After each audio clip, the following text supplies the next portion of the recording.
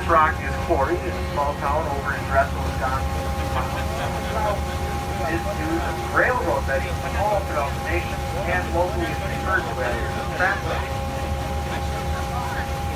Now the water we've been traveling through in the upper delta has been pretty deep, somewhere between 40 to 60 feet, except for that corner that's over 100 feet deep. But as we head downstream today, it becomes quite a bit shallower than that.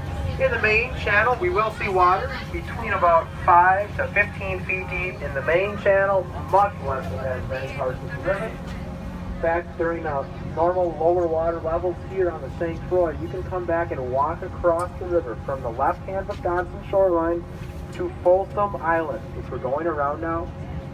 You can cross that whole side of the river over there now without getting your knees wet.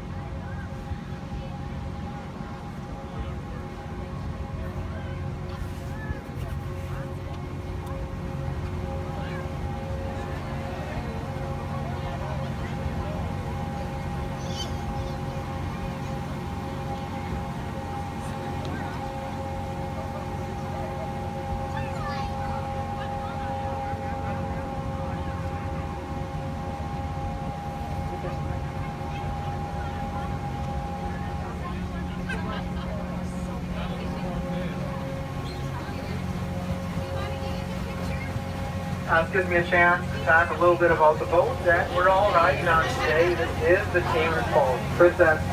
She was built in 1985 down at the crossing shop. She was driven up the Mississippi and St. Croix rivers to her home port in Taylor Falls. A Princess is 23 feet wide, she's 80 feet long,